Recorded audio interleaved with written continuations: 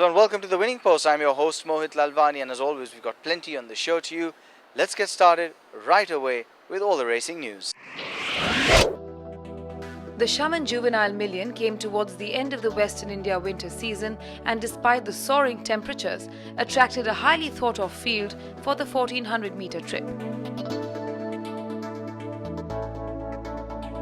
The first one in the parade ring was the Kuji Katrak trained Day's Best, who left straight away for the start without risking the opportunity to get too heated during the pre-race proceedings. One of the leading juveniles of the year, Day's Best had run second in the richest juvenile race in the country, the Poonawalla Breeders' Multimillion. Often looking babyish in his races, he was only just starting to mature and was arguably going to be very hard to beat here, despite carrying a penalty on his back.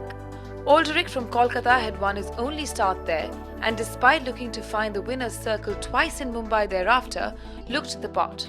Trained by Vijay Singh and ridden by Christopher Alford, Alderic would race in the Khaitan silks. Catharsis from Sham Habu's stable had won once so far from 4 starts, and in Vijay Shirke's silks would carry Prakash home. Looking well in the parade ring, Catharsis seemed to be another who would mature later and be an even better horse next year as compared to this afternoon. Dallas Todiwala saddled the front-running Samantha, who would don Vijay Mallya's colours, and this time around, with PS Chauhan on board, would probably look to settle rather than bolt to the early lead. Snow Princess had ace rider Srinath on her back, and with a victory under her belt also came into the reckoning, as did the Rehanullah Khan trained Victorious March. The outsider in the field was the Bazin Chenoy trained Neona, who had had just one career start so far. She was also well thought of and would improve considerably from her lung opener. The outsider in the field was the Bazin Chenoy trained Neona, who had had just one career start so far. She was also well thought of and would improve considerably from her lung opener. With the bookies clearly leaning towards Day's Best, according to many, he was valued at even the short odds of 1.5 to 1. Catharsis was next in the betting, and it wasn't long before the starters set them on their way. They're all in, they're off and racing for the Shaman Juvenile Million, a level start by all the runners. And as they settle down to race, it's Victorious March on the far side, taking it up 1.5 lengths, 2 in front of Catharsis in second position. Neona hugging the rails, a length further back there's Samantha towards the inside. On the outside there, Day's Best. 1.25 lengths further back there's Snow Princess, then comes Alderic. 1.5 lengths further back there's Rosina along with Sunshine Heart. Racing past the 1,000-meter marker now with Victorious March maintaining about half a length in front of Catharsis in second position. Neona is towards the inside, there is being tracked on the outside by Day's Best, making a slight headway on the outside. 1.25 lengths further back there's Samantha being joined by Alderic on the outside. 2.25 lengths further back there's Sun Princess, then comes Sunshine Heart, Rosina in the rear as they begin to negotiate the home turn past the 600. Victorious March comes into the home stretch first, about a length in front of Catharsis, eating up ground in the middle. On the outside there, travelling nicely is Day's Best. Towards the inside, looking for room is Neona. Then comes Samantha coming into the picture now with about 250 metres more to run. Catharsis still about half a length in front of Day's Best, devouring ground on the outside and going ahead now. Day's Best about 1.25 lengths in front of Catharsis and now stretching nicely indeed. Samantha and Neona are all struggling out there. 100 metres more to run and Day's Best is far and clear. Day's Best wins the Shaman Juvenile Million in terrific style, from Neona finishing up second, then comes Catharsis, Samantha and the rest. Day's Best clearly travelled better than he has done in the past and looks to be improving all the time. He took a stride to get balanced when asked for an effort and began to stretch away like a very good racehorse. He clocked an impressive time of 1 minute 23.08 seconds for the 7-furlong trip, which is faster than the Winning Post standard. Neona ran on to finish a good second and will not remain a maiden for too long. I was fairly confident that we'll run a top race today. There was a lot of talk before the race of Catharsis. He had some good form, so we respect form. But we were confident of winning. No, I think he'll prefer a bit of a trip if all goes well, and we are planning a Bangalore season for him. So hopefully you'll see him running in the big races there. I'm sounding cocky, but the minute he jumped and he was with the group, he had not veered out left and right and done all those funny things. He was striding very well. I think his stride has improved. I was not worried at any stage of the race really. He had a bit of a cough and a cold. We could have coming, the Manjari was coming 3 weeks after that. We just took it easy. We knew this race was there. Today's best is a son of Burden of Proof and is out of a Rosine mare called Enduring Image, who stayed well and won over 10 and 12 furlongs. He is highly infused with Northern Dancer blood and with a dosage profile of 50810 and dosage index of 1.80 will clearly stay further. The trophy was received by Shivain Surendranath and Neil Shah, the joint owners of Day's Best.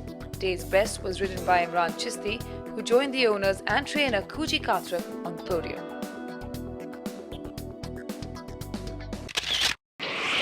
Well, moving right along, Kingfisher Trailblazers is up next. This one's very special. Racing in the Woodlands Classic and jumping. As the starter set them away, it was Southeaster who went to the lead with Gingerbread Man in second. Mighty Pete was able to set in behind them with some cover. Silver on wings, New Rosewood, and a Fat Kid's been taken back trying to slot in, and he will be able to do that by the looks as they leave the straight. Top of the straight, 450 metres to go. Southeaster about to be joined by Gingerbread Man. Mauritia Trillo's been wide throughout, followed by Mitre Peak looking for room. Down the outside, Power Blitz. They were followed by Silver on Wings, then New Rosewood, Fat Kid. Gingerbread Man reaches the lead at the 200. Mitre Peak gets through. Power Blitz, Silver on Wings are down the outside. Gingerbread Man just in front. Power Blitz, Mitre Peak, Silver on Wings coming in. Gingerbread Man in front. Mitre Peak levels up on the outside, and Mitre Peak gets up to score a neck on Gingerbread Man and owes away to Power Blitz. It's actually he's improving at the moment. Is because he can already take it on the grass at the distance. His pedigree is much distance out. Yeah, it surprised me because I watched his videos and he always races back, but not many runners today, and he hit the gate good. And suddenly he was there, so he was in a good spot. But then I was worried. Sometimes you ride him upside down, doesn't work, does it? He actually benefited. He's obviously got a character because he gets ponied down, and he didn't really relax in the back stretch. He was a bit on it, so he didn't race that professionally. But I guess that's his character. Mighty Peak got up in time to deny Gingerbread Man the victory in the dying stages of the race. Not surprisingly, the result provided a blanket finish, and the winner, Mighty Peak, has taken his career earnings to over $250,000 with this his 5th career victory at Kranji. Mighty Peak is a son of Manhattan Cape and was another who demonstrated Takaoka's expertise over these trips. It's time for a short break here on the Winning Post. We'll come right back. There's lots more. Don't go anywhere.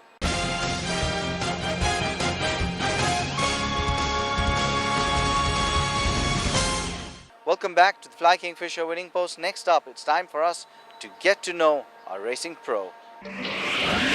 Success does not come easy, and who would know this better than the president of the Jockeys Association, who showed great resolve through his struggling days as a young lad embarking on a high-profile career. I'm jockey PS Chauhan. This is my story. How was his initiation into racing? I started riding at around age of 16. I came here first when it was an apprentice school running by RWITC. I tried once, then they didn't accept me because my age was less. My weight was also very less. So they said, come after 2 years, we'll take you. Then I again came after 2 years. That time I was overage. So they said, no, now you are overage, we cannot take you. So then I went to MP Jodha, is my uncle. Started as a permission boy. Started my career from there. 1 year I worked with trainer MP Jodha. Then I again applied through my trainer. And then the club took me for 6 months to the school. In 1998 I got my apprentice license.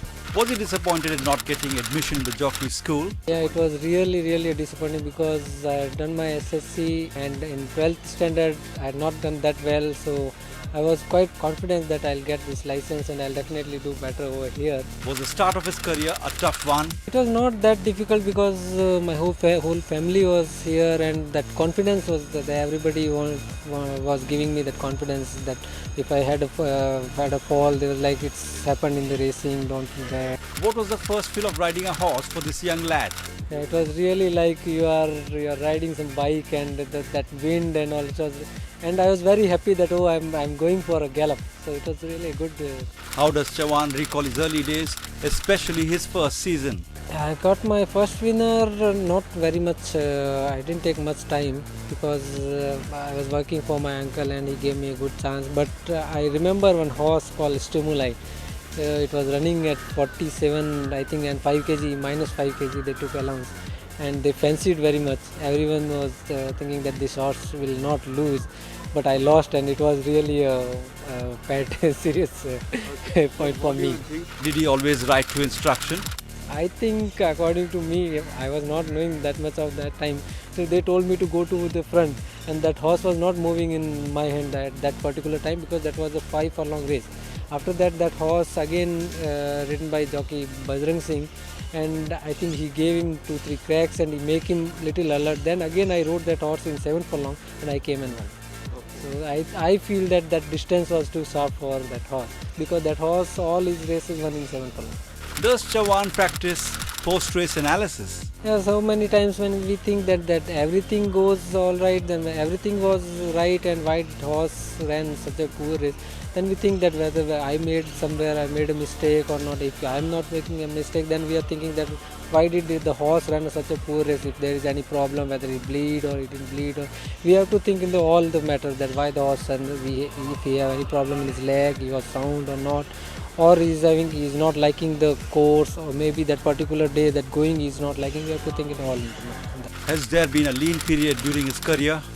I have gone through a patch. It was like I rode one of the chairman's horse. It's like Magic Touch, and that time they opened the inquiry. I lost a short head by Secret Memory, and I had tried my level best to win that race and I lost, and everybody was accusing me that I didn't rode a proper race that particular day. And after that I think they suspend me for 7 or 8 meetings, and that time period was very bad for me. And then I have to change my center, and then I went to Bangalore. I tried there, and that is a new center, so I have to start from the zero. And that 1 year it was really bad for me, but I tried. Then gradually I start picking up owners, I make my contacts, and I started. Now I think I'm doing. What impact does such an incident make? It makes a big impact because if you are in your peak line and at that time if you get that such kind of suspension or something like that, and that same your place, some other jockey will come and he take your place, and if he started into getting the winners and all, it's really impact your career. That it is very difficult for you to come, because in this racing line it is very difficult to get a second chance. I got my second chance, but in this racing career it is very difficult to get a second chance. Which was the turning point of his career? I went from here to Bangalore, and then I was not getting that kind of horses. I got a chance to get a ride in Hyderabad. There I got Vittal Deshmukh's stable. From there I think really start my good time. He changed everything, and it's my luck that one day I caught Aslam Khadar, and I told him that if you can train me or if correct me. Thankful to him that he said okay, I'll definitely do it. It's good for me that he corrected my all the mistakes, and he started seeing my tapes, correcting my mistakes every day, and it helped me a lot. How much of a difference did Aslam Khadar's guidance make? I think it's a very big impact because making a lot of mistakes. Every time I was not concentrating on the horse and what the horse is doing, or what the horse is needing at the last part. That is what he teach me, that you should concentrate on your horse, that what he is need at the last 200 meter. That really impacted. I don't think that I'll get a better trainer than Aslam Khadar. What other sport does Chauhan enjoy? Actually, I used to play football earlier, but nowadays we jockeys used to play in Pune and Bangalore like football, but now the jockeys also they not have that much of time, and a lot of jockeys are interested in cricket, but I am not much interested in cricket, so I'm not going for that. But I'm going for swimming and gym, and that's all. Does Chauhan spend enough time with his family? Nowadays when I'm doing so well, it's very difficult to get a time for my family also, because I'm riding 2 days in Hyderabad, like 2 days in Bangalore, 1 day if I'll come to Bombay, or if I'll go to Delhi. It is very difficult to get 1 day for my family, and I am trying and do whatever time I can spend with my family. That's all. How does his family react? Sometimes they feel really bad that why are you doing this, all this doing for us only, no? Then we don't want all this thing. But then they show that glamour and everybody is pleasing that oh, your husband is doing well or your father is doing well. So sometimes they took this is okay, he is doing well, it's okay for us. How does he react being in the limelight? it's really like you are a star of this game, and when the public cheers you and they are telling you that, oh, champion, you can do this, that, then it's really feel that, oh, you are something over here. Which is Chauhan's biggest moment?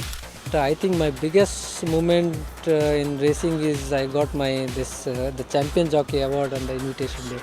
That is, I think, one of the biggest. Any jockey you will want to get that award. That particular day, I want to thanks to lot of the guys who all helped me out, like my trainer, Atal Deshmukh, Aslam Kadar, my uncle. I want to thank everybody, but see, you don't have that much of time. But What is his major concern as the president of the Jockeys Association of India? I became a president of this year only, and I have checked a lot of things like the jockeys, mount fee, what they are getting, or the accidents thing, or the retirement, because I tried for this president post because I felt that what we are getting is very less. What the jockeys are getting at that is 35 to 40 years spending in this racing line, and end of the day they are getting like 2.5 or 3 lakh rupees retirement. This is, I think that the sizes are getting more than us.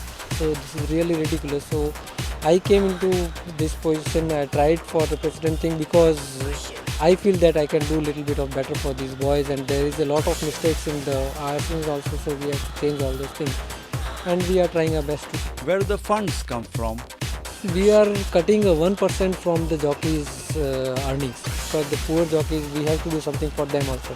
Every jockey are giving 1% whatever he earning in his stake money, and we are cutting 150 rupees another from the mount fee also. So by doing that, we are contributing this. But for that also, and we are contributing some 11,000 rupees, 10,800 rupees per year from the jockeys to do their insurance, their family insurance. So now we are trying to pushing the owners to, if they can increase our mount fee, we can do little bit extra contribution, and we can do for these jockeys a retirement and good retirement and good insurance, at least if we can try. Staying with racing pros, here's something with a bit of blue blood in it.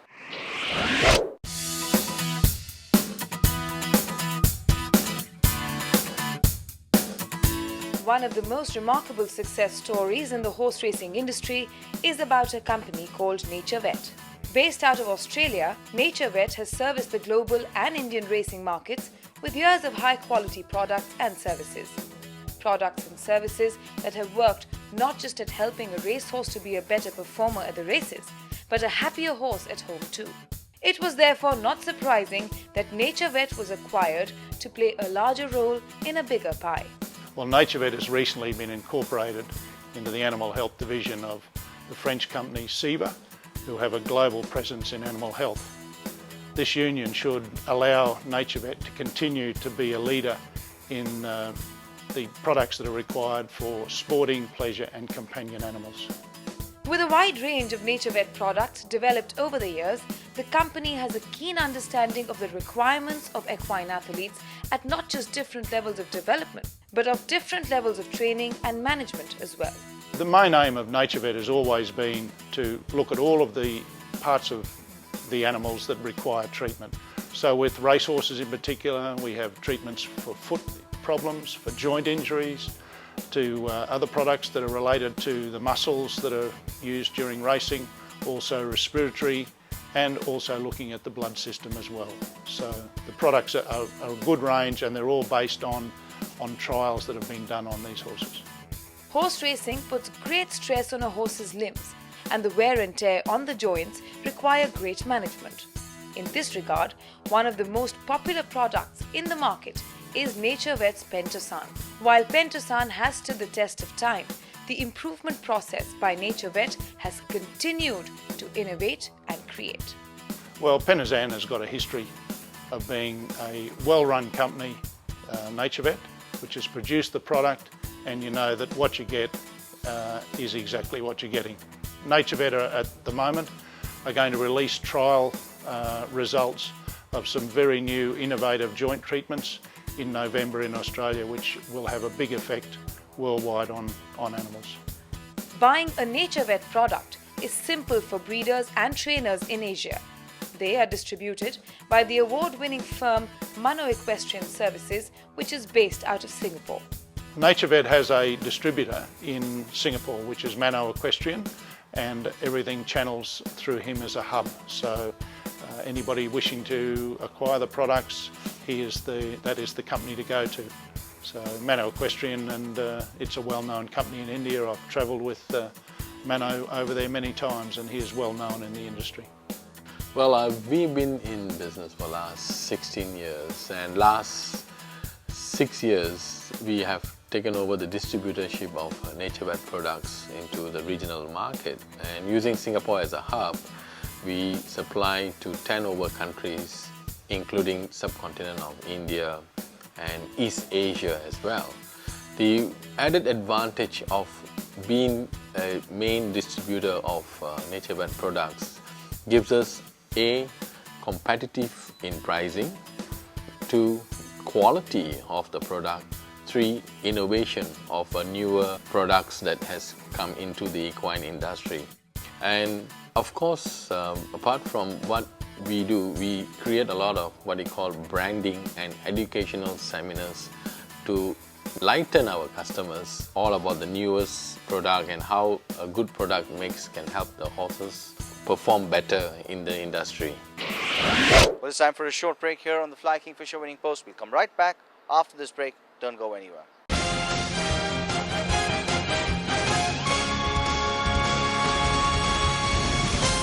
Welcome back to the Winning Post. Tipping Tim Morning Glories. That's up next. In this week's Morning Glory, we look at some of the horses who've tracked well and are going to take part in the weekend's races. Berlusconi was going through serious prep work for the Maharaja Sir Hari Singh Ji Trophy, a Grade 3 race on Sunday. He galloped attractively and looks fit to take on his opponent. Dear Henry was seen gearing up for the race as well and moved well, clocking 37 seconds for the last 600 meters. Ranthambore worked extremely well, looked in terrific touch and has raised a fluent gallop, clocking 37 seconds for the last 600 with jockey Chandrakant atop. He surely looks fighting fit.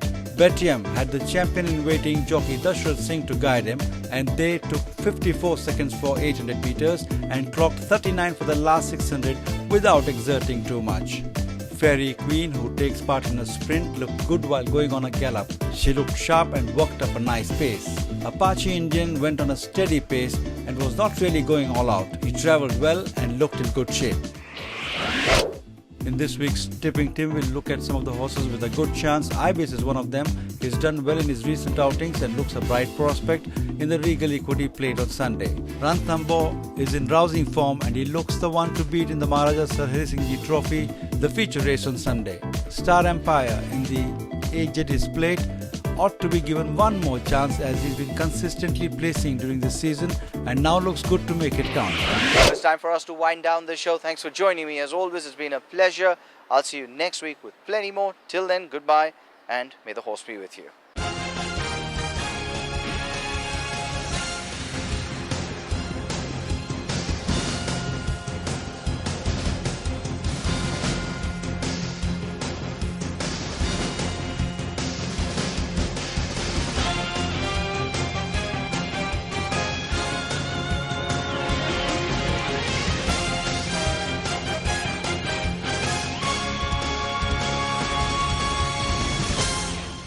Fly Kingfisher Winning Post is powered by the Serum Institute of India and Hidco Industries.